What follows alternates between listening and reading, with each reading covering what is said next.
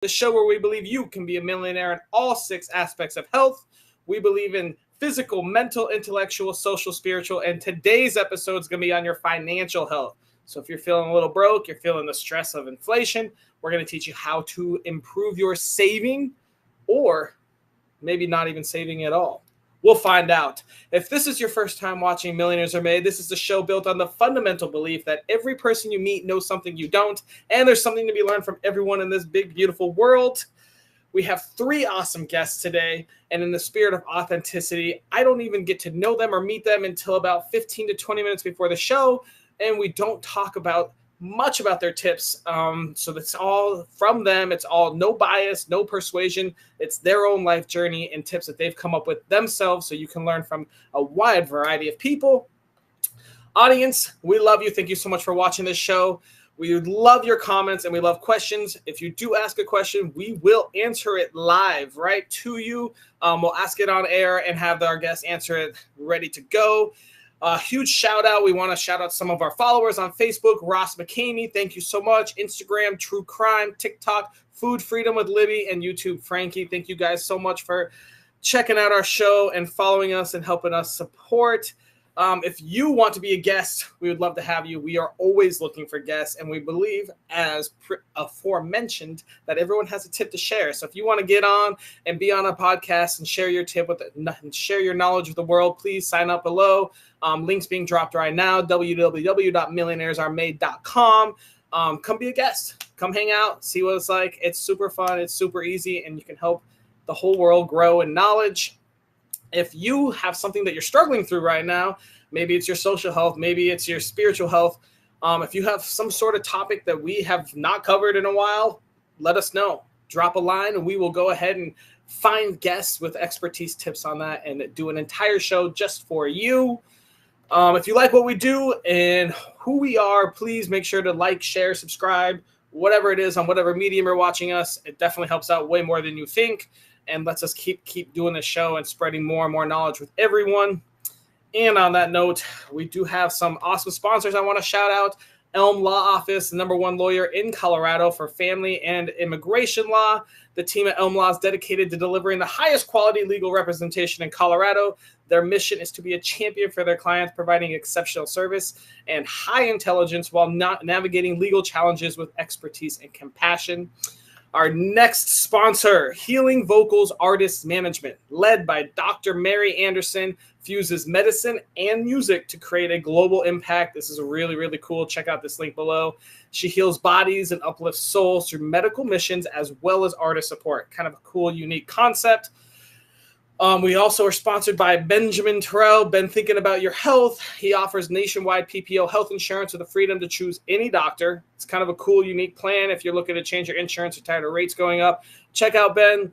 It's ideal for healthy individuals and businesses. Cost-effective, tax-deductible plans that provide top-tier coverage. And our final sponsor for this episode is The True Leaders, a bi-monthly magazine edited by Olusegun Eluode, offering practical guidance, inspiring stories, and in-depth interviews for aspiring and current leaders. Available digitally for free and in print on Amazon, it emphasizes influence and driving positive change. Go check them out. Thank you so much. And let's not waste another moment and talk about saving in your financial health. My tip for saving is going to be something where you save without even knowing it. It's a little company called Acorns. You connect it to your credit card, and every time you spend like $4.79, it'll round up to that $5, so 21 cents. It'll take that and it'll save it for you. So you save without even knowing it. It actually invested as well, so you'll be growing even bigger and better without ever knowing it. Link is dropped below. I would check them out. Acorns has been around for a while. It's featured in Forbes and Business Insider and all the big publications. It's an easy way to save and an easy way to grow your money that you won't even notice until you look a year later and all of a sudden there's like $5,000 in your account that you didn't even realize you were spending or saving at all. Well, now that we're done with that tip, we're going to move on to our first guest here. Her name is Kim, Kimber, or Kimberly. We haven't decided yet, but let's learn more about her. Hey, Kimberly, who are you? Hi, how's it going? I am Kimberly, and I have two sides. I have my real estate side, which I consult, collaborate, capital raise, and close. And I'm a nurse by trade. So, my second side, I'm a nursepreneur. I'm a CPR instructor. I'm a wellness coach. I run a ministry here in Southwest Michigan. I'm an author, a keynote speaker, and I'm a podcast host and a mama to two boys. So I'm a busy lady building an empire for generational wealth. So when you were in high school and you went to your guidance counselor, did he just check off all the boxes for you and hand you back the paper?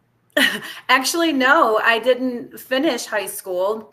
They told Oh me my, 2 weeks. well, that's the Yeah, they problem. told me 2 weeks before I was going to graduate that I didn't have enough credits because I had moved and I didn't know. And so I got my GED and then went on to nursing school and landed a job at one of the best universities in the country, University of Michigan, as a medical assistant.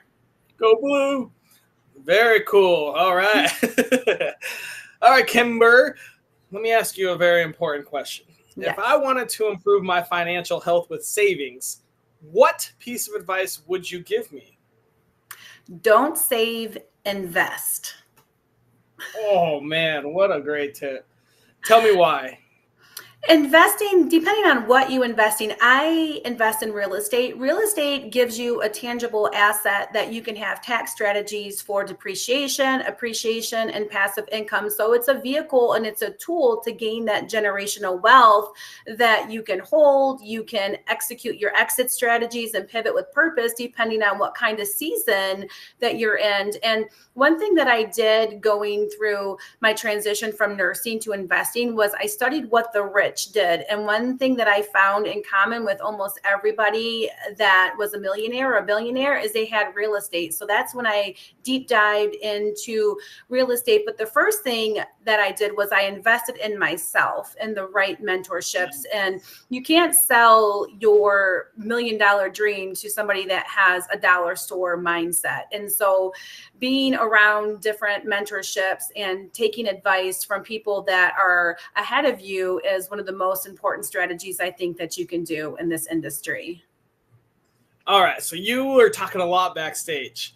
We're going to tie this back into savings. I have a question for you. So Sure. we talked a little bit about sub two or Hmm. seller finance and owner finance. So a lot of us out here that may be watching this show are saving for something special. Could be, Sure. a vacation, whatever it is. But let's just talk to those that are saving for their down payment for their house. Is there a way that you can obtain a house with no down payment? We'll leave it at that. Yeah, absolutely. So there's different strategies out there that a lot of people don't know, and one of them is subject to. So if you can acquire it on sub two, so the title goes to you and the mortgage stays in the seller's name, and that's one way of acquiring it. Oftentimes, you do have to have some kind of capital to get into the deal, but you can use OPM, otherwise known as other people's money. And depending on what your strategy is and how you're going to hold it or exit it, that's one way. There's land contracts where the title stays in the seller's name, but they have an equitable interest until it's paid off. So there are ways for people with 1099s or ITINs or people with bad credit and bumps and bruises. Maybe they're going through a divorce or a death. There are ways that you can connect with investors like myself, and we can help get you into houses if you're a homestead buyer with these kind of strategies. Yeah, so a big thing about sub two seller finance owner finances versus traditional financing is A, you don't really have big banks or big loan companies, and Mm-hmm. B, you don't have as many regulations. So when an owner is financing or a seller is financing, you can negotiate the down payment.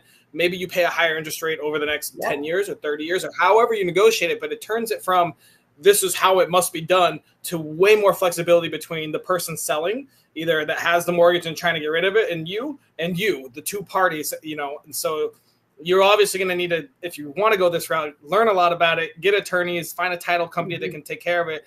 But if you're bad at saving, but you want a house, you may be paying more monthly or upfront, something like that. But you can get a house. You can negotiate a 0% down house if you want to, as long as other ways to negotiate. You can do a higher purchase price so they make more over the long term, or higher interest Yep. rate so they make more each month. Lots of ways to do it, but subject to is how I've bought probably my last 4 properties. It's amazing. It's how I've sold my properties. So I definitely very much support that. So if you suck at saving and you want a savings tip, don't save, negotiate, and go buy your house instead.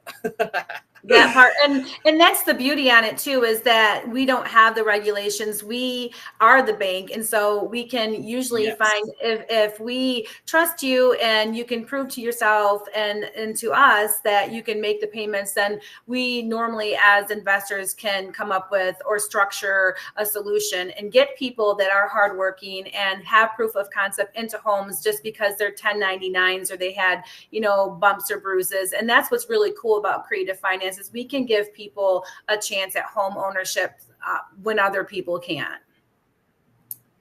Very true. Very true. Kimberly, that was awesome. Thank you so much. Very unique tip on savings.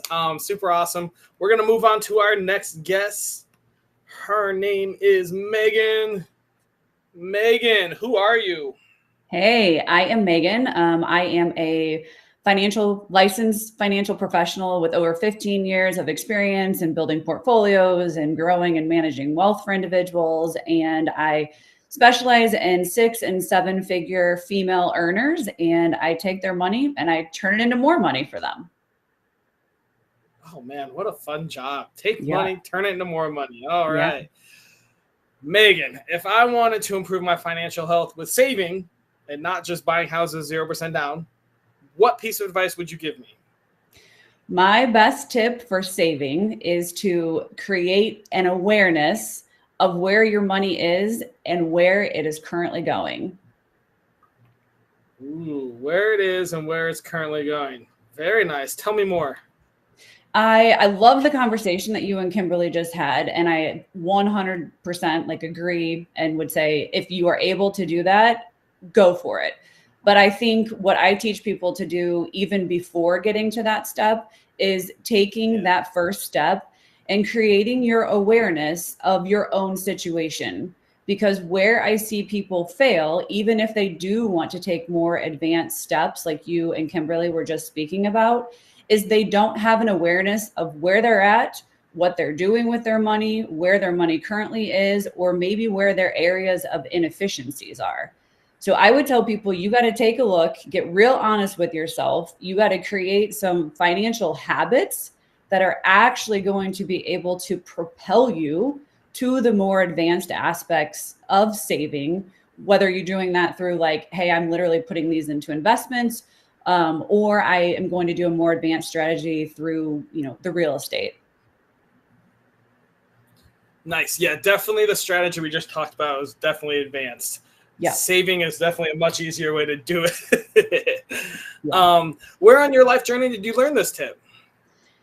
Saving was something that was always kind of hey, we do this. It's just a part of what we do. If you want something, you save your money. My parents had the means to give me lots of things in life, but they definitely did not do that. They said, hey, you want something, you're going to learn how to save for it and work for it and learn the value of it so that you respect what you're doing. So I will say pretty early on in my life, I was told you want something, you save for it. So I think I just inherently have done that throughout my life for various things, whether it was small when I was a child, and then, that obviously transitioned to larger things in my life. And I became more creative about ways to save as, things got bigger. But it's always been a part of my life. And now I'm actually passing that down to my own children. I've got a 10 and a 7-year-old, and they literally take finance classes and they save, and they've got to do certain things to create money in our household and then learn how to use it. And then they're only allowed to spend a certain amount and they have to save a certain amount. So. All right, let's talk about that for the next little bit. So how do they create money for the household? What is a good tip you use for that? Yeah, I put the responsibility on them. I made them come up with a list of chores that they thought they could do and that they could fulfill. And some people might think I'm crazy, but we actually signed contracts in our house at very early ages. I love it. Yeah. And so, for example, my 10-year-old, I said, you come up with a list of 5 things each week that you can do and that you think is fair. Then we'll sit down, discuss it. We write up this contract and say, here's what's going to happen when these things are completed. If they're not completed, here's what's going to happen. and we both sign it, we date it, and it is a withstanding like thing in our household. And so I want them to learn from a very young age, these are the things that we do, and this is how we handle our money, and this is how we grow it, and this is how we really will create everlasting wealth versus just a temporary, hey, I've got, $1,000 in my pocket. That is awesome. Very cool. All right, Megan. Well, we'll bring you back out in the round robin section. We got to move on to our next guest. Hey, Jen. Who are you? Hi. Hey, I am Jen Gray. I am a mom of 4 amazing kiddos. I'm over here in Atlanta. By day, I am an independent agent. I am licensed in life and health, but what I love to do is specialize in helping entrepreneurs and business owners find innovative options. That's why I got contract with all of the people, all the things, so that I can really come alongside and listen and find great options. And then my heart and my passion is actually my podcast. It's called Be Genuine with Jen. And I do believe our authenticity is our superpower. And I share that. I'm on a journey of rebuilding my life from divorce and from burning to ashes, and taking it one day at a time and building a life that we're proud to live. And so I just share very vulnerably, and have guests on that get to share, their stories of resiliency and tenacity. And so, yeah, that's me in a nutshell. Awesome. Well, hopefully you're here for another reason. If you wanted to improve your financial health with savings, what piece of advice are you going to give me? Absolutely. The first thing you have to do when talking about financial health and saving is to shift your mindset. When we think saving, we think you are taking my money away and you're withholding things that are fun and exciting and telling me not to go to Starbucks, every week. And that's our idea of what saving is. But when we flip our mindset to abundance and using our money to build something, that is ultimately what shifts everything for us. Ooh, I like that. Can you tell me more? I can tell you more. I think for me, I learned in my own life that when we have a vision, right, we get excited about it. When we know our why in life, that's what wakes us up every single day and pushes us forward. And so it's the same way with our finances. When we find something that we are moving towards, maybe it's even just generational wealth, and it's changing the trajectory of your family and saying, I will no longer live in this level. Like, I want to show my kids what's possible, right? I want to do something abundant with my life. When we shift that, then we're having something we're working towards. And so that's part of what I love, the practical side of insurance. Nobody wants to pay for insurance. I don't want to pay for insurance, right? So I love being able to cut people's monthly expenses by finding an innovative health insurance plan. I've got a lot of different options that aren't the norm. I love being able to find life insurance that actually can grow tax-free cash value. So it's not just shoving it aside and, sending it to your beneficiaries when you pass away. It's this different way of thinking of these insurances in our life, and then using that money to build a big vision. And so when we start with a big vision, then our why then creates the excitement to, I'm going to cut back so I can build something. And so that's where I start cutting on normal everyday expenses, building into the future that you want to build, and taking it one day at a time. Were you referencing infinite banking just a moment ago? I was, as a matter of fact. So yeah, I do. IUL yeah. This is a very advanced savings episode. We're getting to some really high level. We got sub 2s on here and infinite banking. Oh my gosh. All right. Last question real quick. We got a minute left. Where on your life journey did you learn all this? Absolutely. So 2019 went through a huge life change. I lost community, job, family, or divorce, all the things. And I decided then I can either sit in a corner and cry about it, or I can build a life that I'm proud of. And that started with my entrepreneurial journey. And again, when you know better, you do better. And so when you get around different people and your mind is expanded to new levels, then you're like, the sky genuinely is the limit. And so I shifted everything. I don't come from a family that makes a lot of money. There wasn't a lot of great decisions made, but that's the beauty of our lives. We have today to shift all of it. It takes 24 hours to make significant change, I believe. So let's do it.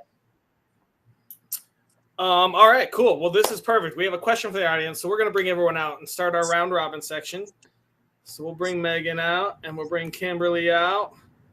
All right, guys, our first question, and I'm opening this to anyone. How do I track my expenses? Honestly, it's basic. You sit down, and even if you have to manually do it, or you want to be more of the tech side, you get an Excel spreadsheet. You have got to sit there and list it out so that you know exactly where things are, how much they spend. I mean, it's not as complicated as people make it. It's literally listing out your life. Or another great exercise to do is you can take the last 3 months of your debit or credit card statements, and you can start combing through those, maybe highlight with different markers. Like green is like, hey, I have to, pay these expenses every single month and I can't get around them. Maybe yellow is more of my discretionary spending. This is really where I could cut back, make a difference. And then, maybe use a different color for something else. But you have to physically sit there and do the exercise. There is no way around it. And if someone tells you that there is, they're lying to you.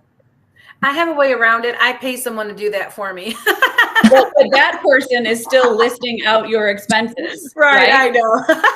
Yeah. For those of us that can't afford that, do any of you have a recommended app, like a budgeting app or expense app that you prefer, or website to make it more simple so it's easier for people to go do it?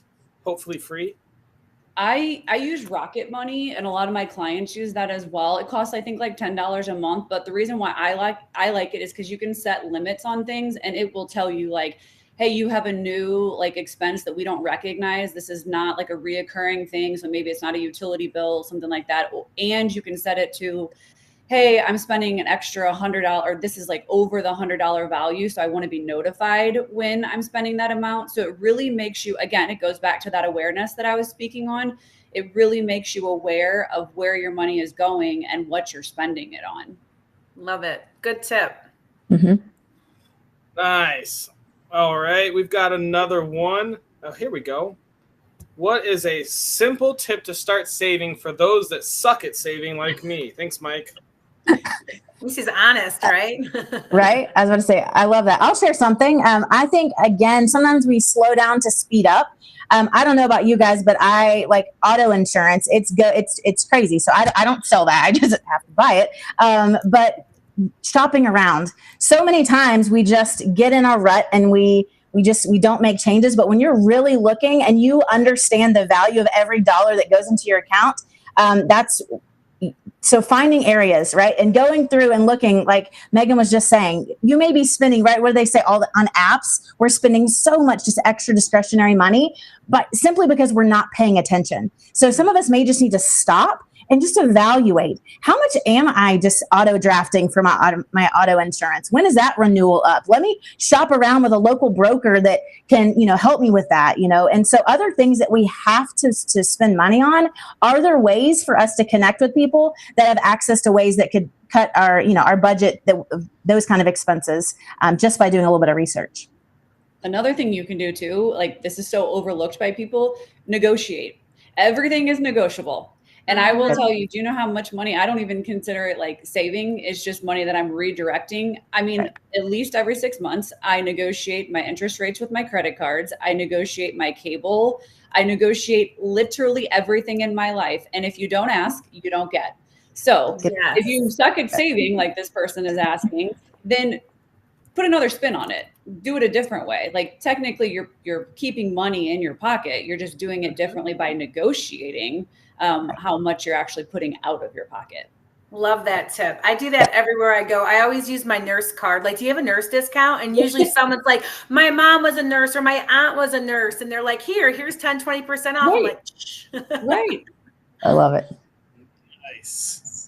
Nice. All right. We've got another question. How do I cut expenses though? Self-awareness, like what the ladies were saying, the self-awareness and taking an inventory on what you spend and looking through every day or weekly or whatever your strategy is and seeing exactly where that money is going. Cause it goes pretty quick. And sometimes I'm not a coffee person, but I've coached people that do drink coffee. And when they actually start analyzing what they're spending money on, they're like, the other thing too, though, is learn how to spend that's actually aligned with your values. You will cut your expenses drastically when you learn how to spend your money with what you're aligned with. Again, I talked about the exercise earlier that I walk through with clients sometimes is like looking at 3 months. So I'll ask them beforehand, what do you value in life? And they'll give me, oh, my family, going on 3 vacations a year, getting a second home. Then I very abruptly say, no, you don't. And sometimes that's what people need. They need the shock factor, right? Like, you don't value that because I just saw Uber Eats on your bill 20 times in the matter of 2 weeks. Or I just saw, 3 new pairs of shoes from Nike.com. You are not spending with how you actually are aligned. And so if you can learn to align your spending with your life goals, you're automatically going to cut the bullshit out of your life. Yeah. Agreed. Yeah. I love so it. many people spend money on liabilities and not assets, whether it's friendships or relationships, whatever. If it's a liability, it's a problem. Yeah. Or just things, right? Like we spend money on things and not assets. And so if you're going to spend money on things, you're not going to build wealth. You're going to basically, to your point, Kimberly, create a liability, whether that's like a short or a long-term debt. Yep. Right. And I think, again, that's where it goes back to that mindset. If somebody said, I need you to find $500 tomorrow, and then I'm going to give you a check for $50,000. I don't think any one of us would not figure out how on earth to find $500, right? And if that was our mission, probably not going to Starbucks, right? Probably not going out to a fancy dinner tonight. Every penny then matters because it has a purpose. And again, when we look at it like that, and that's why I say it's almost like we have to go back to this internal something that excites us, right? And so if finding our why, finding what are we building towards. And if it doesn't excite you, I know sometimes, in like the network marketing field, people are like, I want to retire my husband. And they're like, okay, well, is that going to wake you up and like get you going, in the morning? It has to be something deeper and more personal. So find something more personal that you're actually saving for, you're actually wanting to build for. If it's that dream house that you want to raise your kids and have all your grandkids come home to, well, that's going to take sacrifice now. And so again, it's adding, maybe it's not even like a tangible thing. I'm not saying it's just stuff, but like getting down to that. And then, like you just said, cut the bullshit and just do it, right? Find out, like, it's just, sometimes we have to adult a little bit and just grow up and say, I want this more than I want this temporary pleasure. And I'm going to just make the sacrifice, just like fitness and all the other areas of our life. Yes. Agreed. Yeah. All the areas of your life. Yeah. I mean, just like you guys said, core values determine everything. So if your core value is, the fake it till you make it on social media, then you're going to keep faking it for the rest of your life with all these fancy dinners and trips that you're into debt, all that kind of stuff. And who you surround yourself too around, like who you surround yourself, because if you have people that are spending money on ridiculous stuff, like you tend to follow the path of least resistance with that as well. Oh yeah, I love being a cheap ass. That's 100%. And I love when my friends and I battle for who's the cheapest. Right? We'll walk all over Tokyo before we buy a bus ticket. Fuck that.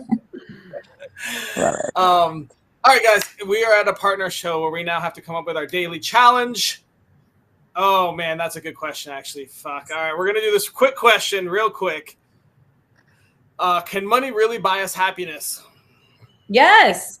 1,000% yes. I talk about this all the time with people. Whoever tells you that money doesn't buy happiness, they're nuts.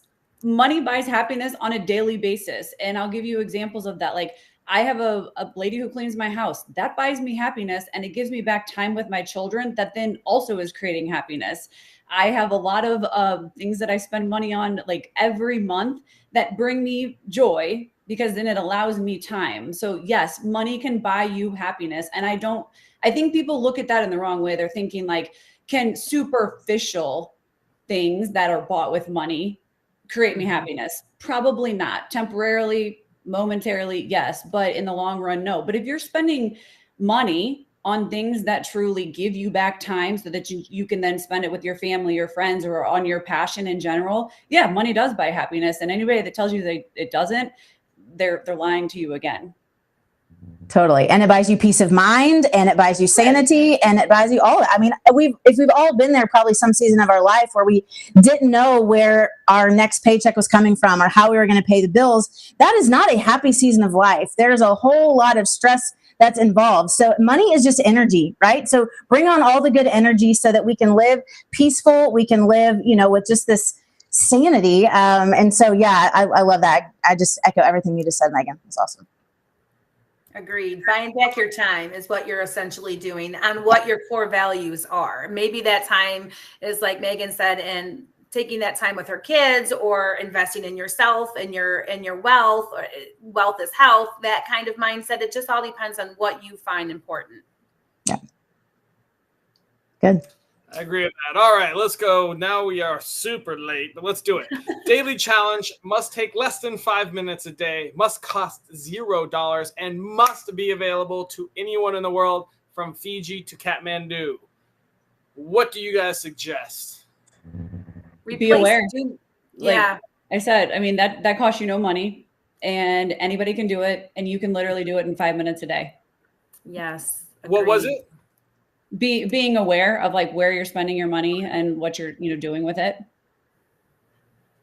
Okay. Replace doom scrolling with reading. Ooh, yeah. Follow Kimberly on social media and see what she has to tell you. So I like knowing what you have. Any thoughts, Jen? Yeah, I was gonna say start a gratitude journal, because you're grateful for what you have, but then also put in your dream journal of where you want to go. Again, it's shifting every single day to an abundance mindset is going to affect it's just like starting your morning off with a workout. It makes your lunch become more healthy because you don't want to get rid of the workout that you just worked really hard for at 5 a.m. So in that, if you're getting your mind set towards a big, abundant life, then I believe it affects every decision thereafter. So start with the end in mind every morning. Yes, love that. All right, so what should our daily challenge be? Well, these powerhouses, like these women are like in this. I love when we can be featured like this, because these are such good nuggets that everyone can apply to their life at whatever season they're in, really. Yep. Dream big and be present. That way you're dreaming big, but you're being present in the day so that you're making wise choices. You're analyzing what you're spending, where your money is being allocated. Trying to reframe what we've all said. So let's see. So let's try to get some mindset in with some actionable. I like to leave something actionable so you can actually do something every day. So I like the thought of looking at what you're spending in the past and trying to know where your money goes, right? What did you say, Megan? You have to know where it comes from to know where it goes, something along those lines? Yeah, to be able, you like know where you're at so you can direct it to where you want to go. Good. So maybe we do something with like look over an expense over the past week. So you're going to have to pull out your bank account, which is important. We should be going out and looking at our bank accounts or your credit card statement and find something there that you didn't actually need to spend money on. Maybe we just find one thing every day for the next 7 days over the past like week or month that you honestly did not need to buy. Mm-hmm. It's good. Okay. All right. Find one thing over past 30 days that you really didn't need to buy. And then how do we get like that item into our mindset to go away?